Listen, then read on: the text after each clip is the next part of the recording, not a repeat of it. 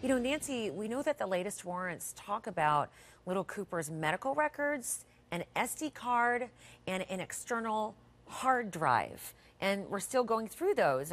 What else do you know that we're learning from those search warrants? Good morning to you, by the way. Well, good morning. We've obtained the search warrants already, and we have already gone through them. We'll look at them in depth tonight at 8, but this is what I know right now. I know that in Ross Harris's car, that's Cooper's father, he had a ton of storage devices for his computer. He had, I think, 2 external hard drives. He had a stick, which is what I call those little things you stick into your computer. They've taken another iPhone, medical records for not only the little boy, Cooper, but for the father, Ross Harris. Interesting that you mentioned light bulbs earlier. Over the weekend, other search warrants were released that said the reason they looked in the home was to find out if there were light bulbs that had blown out or were missing, and that's because the day little Cooper died of heat stroke, baked in his father's car, his father not only sexted all day long to 6 different women, including sending pictures of his naked private parts. Wow. Hate to start your morning off like that, Robin. Wow. But not only that, I think he is the one that instigated not maybe just lunch with his friends, but he wanted to go shopping at Home Depot.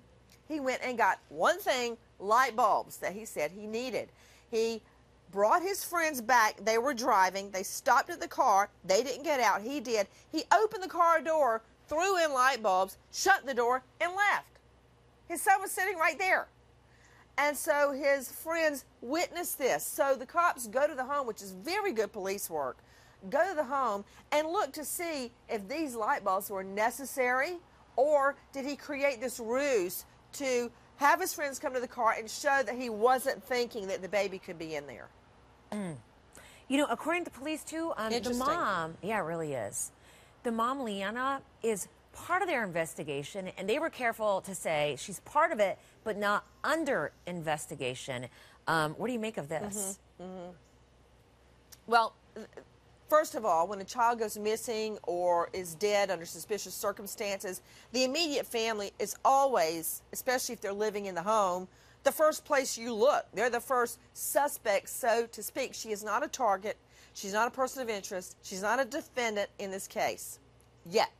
But they're looking at her behavior. Number one, when she got to the daycare to pick up baby Cooper, when she found out he wasn't there, the first thing she said was, Ross left him in the car. And the people said, wait, he could be anywhere. They could be out at Chick-fil-A. They could be at the playground. She said, no, he left him in the car. Why would she say that?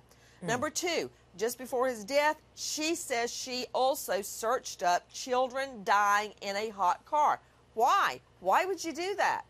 Not only that, when she goes to see her husband, Ross Harris, behind bars, one, if not the first thing she says to him is, well, did you say too much? I mean, come on, Robin, think about it. I would go in and say, even if I wasn't angry at my husband, even if I thought it was a mistake, an accident, I would be overcome with grief and still say, what happened? Just when anything goes wrong, people naturally say, what happened?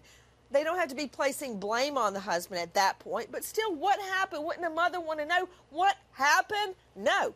She said, did you say too much? And was she aware that just she strikes me wrong? Was she aware that she was apparently being listened to, or that someone heard that? She probably was not. She probably was not. He should have been, because he was a police dispatcher for several years in Tuscaloosa, Alabama. Another thing that came out over the weekend is that from behind bars, I hope you're sitting down. I can't see you. You may need to lay down. From behind bars, he's actually talking about collecting the life insurance policy on the baby. Nearly $30,000 of life insurance. What? Wow.